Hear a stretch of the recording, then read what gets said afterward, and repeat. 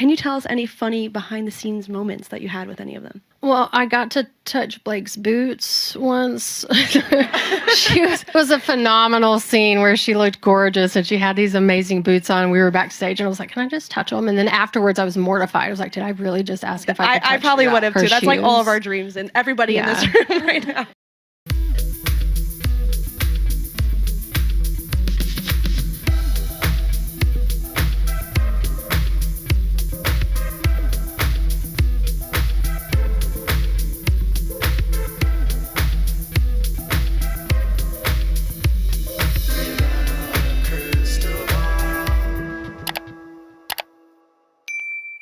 Hey besties, welcome back to my channel. Well, things just heated up here in Texas. Well, I'm not in Texas, but that's where Jed Wallace is.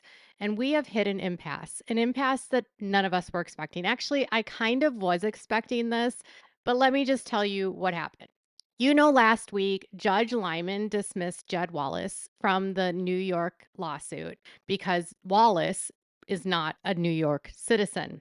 And Wallace effectively argued that this court in New York lacked jurisdiction over him. As a result, Lyman agreed and said, yes, Blake has not been able to prove that we have any jurisdiction over you. Blake Lively is allowed to refile in the proper court. That's where the issue began, because I told you last week that if Lively were to refile in Texas, her motion to dismiss would become moot, because in Texas, Lively was telling a judge in Austin in federal court that they lacked jurisdiction over her. She argued that a Rule 202 petition for a deposition didn't mean that she was claiming that the court had jurisdiction over her because it wasn't actually an action. She denied that traveling to Texas for the film Another Simple Favor proved that the court had jurisdiction over her, or the fact that she had loose connections to Texas. Essentially, Jed was attempting to do very similar to what Lively did to him, and it worked for neither of them. So the court in Texas agrees with Lively and said, you're right, we don't have jurisdiction over you under personal jurisdiction. So the court had this for months. This was fully briefed, I think, in July. And so it's hilarious that it's a 21-page dismissal. And it's funny because he gives this dismissal after Jed lets the court know that Lively had been dismissed, his case against Lively in New York for lack of jurisdiction, personal jurisdiction. And here's what the judge stated. Neither party asserts that the court has general personal jurisdiction over defendant. Instead, plaintiffs argue that the court has specific personal jurisdiction over defendant because her contacts are less pervasive, but arise out of or are related to the defendant's contact with the forum. Specific jurisdiction affords a narrower authority and will apply if a defendant purposely avails itself of the opportunity to do business in the forum state, and the suit arises out of or relates to the defendant's contacts with the forum state. The purposeful availment requirement ensures that a defendant will not be hauled into a jurisdiction solely as a result of random contacts. So he tried to link what she was doing on different projects to his case. He says that the defendant offers several arguments as to why this court lacks personal jurisdiction over her.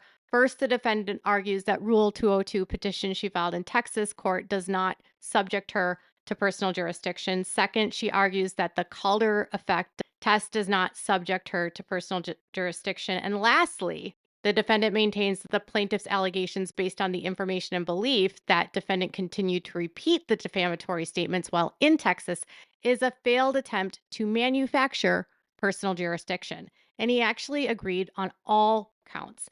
And when I saw the way that he was trying to weave in personal jurisdiction against Blake, I had a feeling it was going to get dismissed. But let me tell you something. I feel like this was more of a strategic choice by Jed. So with this dismissal, he agrees that the Rule 202 petition, which was her telling the court, listen, I'd like to take a deposition of this guy. And Jed tried to say that avails her because she filed it here. They didn't agree because it's not an original action. The Calder effect was that he argued that the CRD complaint upon which this lawsuit is based was aimed at Texas, where both plaintiffs reside, and they undoubtedly caused harm.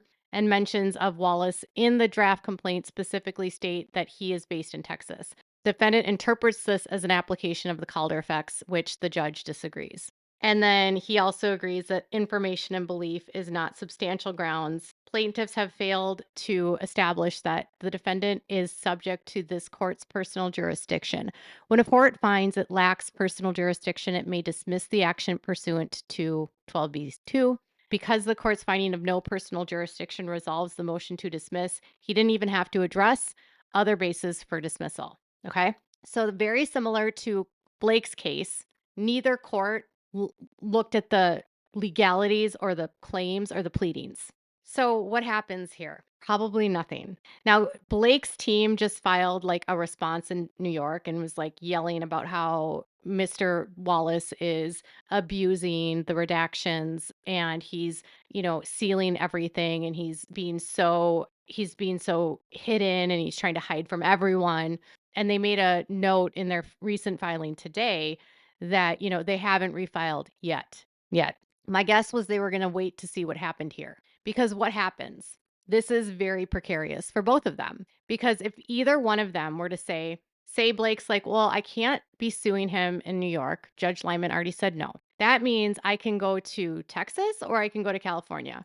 But he's going to have the exact same problem. She would have the exact same problem with suing Jed in California because, again, he's not a resident of California. Even if he had a contract with Wayfair and even if he was paid by Wayfair, he's still not a California resident. He's a Texas resident. Equally, if Jed were to sue her in California, he would have the same problem there because Blake doesn't allege that anything happened in California other than filing the CRD complaint, right? He could say, well, California is the right forum because it's where she filed it. Sure, she did file a CRD complaint in California, right? But I don't think he's going to want to go there because it's, again, the problem of having to travel. And if you're not from California, why would you subject yourself to California jurisdiction? Then that would also open him up to the possibility of Blake then being like, okay, bud, I'm going to file my lawsuit against you here too. Because once you avail yourself to a jurisdiction, anything can happen. So in this case, if Blake goes down to Texas and files against Jed, Jed can immediately refile his lawsuit and say, see, now she did avail herself because she filed an actual action. Equally, if Jed were to go up to New York and say, I'm going to sue you in New York, Blake could absolutely then just refile and add him into the lawsuit. So Jed has no incentive to go to New York because he doesn't want to be a part of this lawsuit. Blake has no incentive to go to Texas because he can then turn around and sue her in Texas. They both fought to stay out of those courts and they both won. So refiling in either one of those courts for either one of them would be stupid. So really then the only forum is California.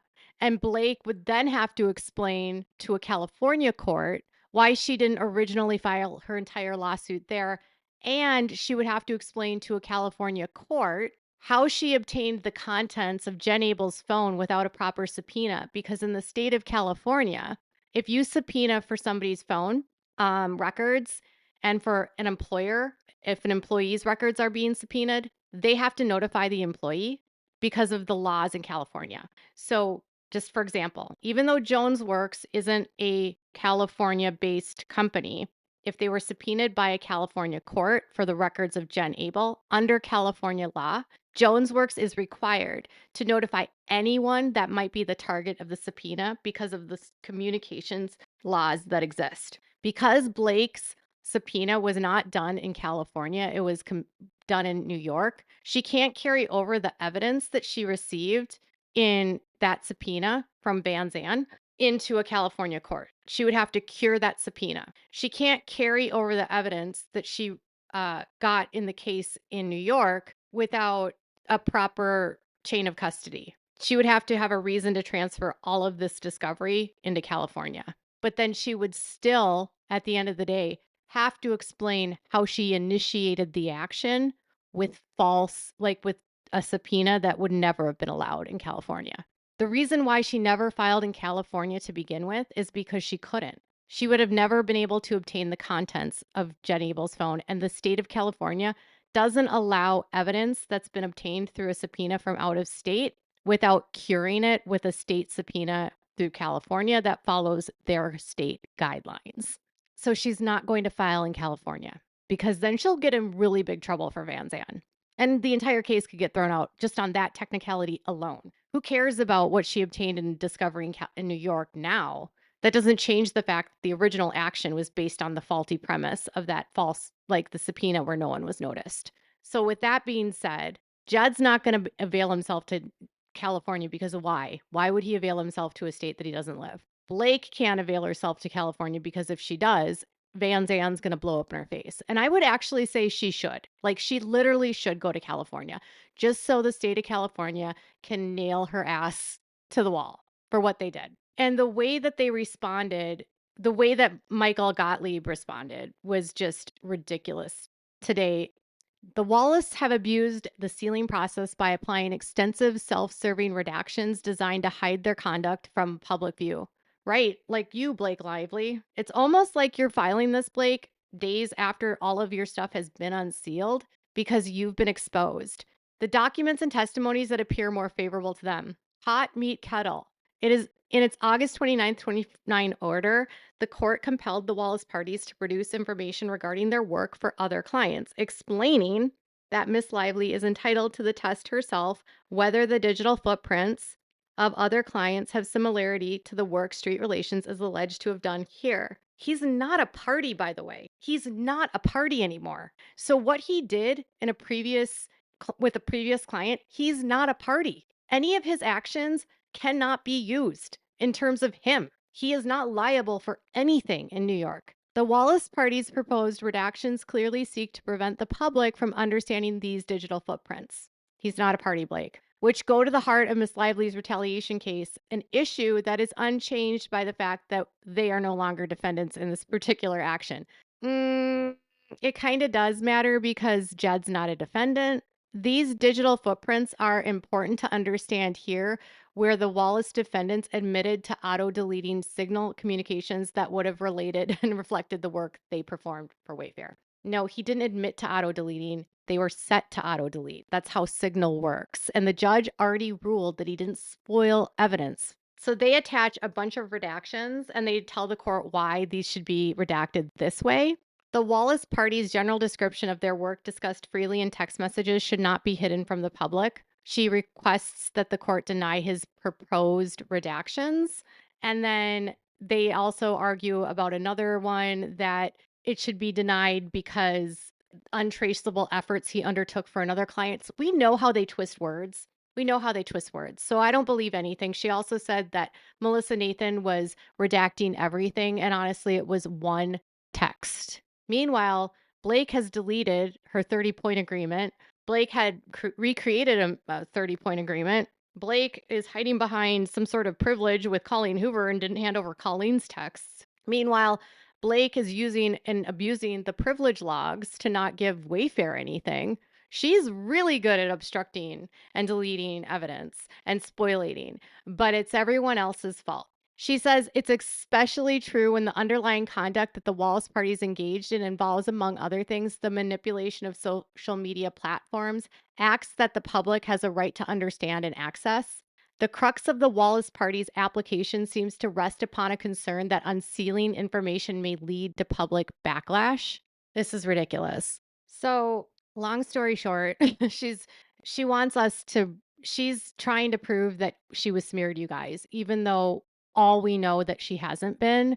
Everything we've seen hasn't been. So she's going to like say that there's this like evidence that's going to come to light that why that doesn't exist. I mean, like 2 weeks ago, she said that she needed to have all of this stuff. You know, he needed to have sanctions, and he needs to like they're not allowed to say that there wasn't a digital campaign because the signal chats were deleted. So it's all for naught. It's all bullshit. I'm sorry, I just swore, but it's bullshit. All of the way that she responds is bullshit. We've seen the emails between her lawyers by now. We've seen the way that she abuses the court docket. We have seen the way that she lies in these letters about what the other people are doing. And every single time she does it, it's an indictment on her behavior. She lied about the other women coming forward. Colleen Hoover never intended to sue Baldoni. Okay, so she lied about that, right? She's lying about so much. She lies and lies and lies. And then you read the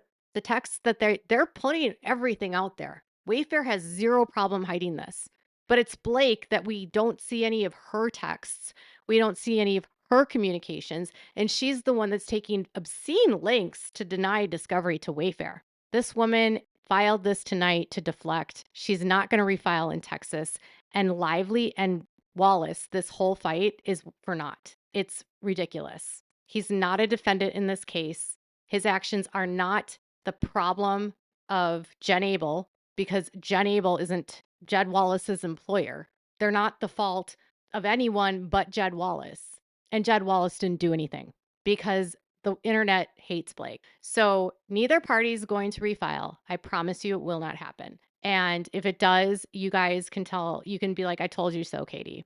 But this latest filing of saying that he's abusing by redacting everything, it's just another way to get ahead of a narrative because more is about to drop on the docket tonight and it's not going to be good for Blake. I feel so bad for Jed.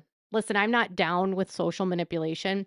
And if he's doing covert shit, which I kind of think he might do a little bit of, but I don't think he did it in this case. But either way, like he didn't deserve this. He doesn't deserve to have a heart attack because of it. He needs to be left the F alone, Blake. Like, wake up. The only reason everyone hates you, Blake, is because of you keep doing this. Anyone else in your position would have withdrawn their lawsuit. But that's just me. So tell me what your thoughts are in the comments below. Make sure to give this video a thumbs up. Make sure to subscribe to my channel if you haven't subscribed and click the bell so you never miss a video. Thanks so much for watching. Bye, besties.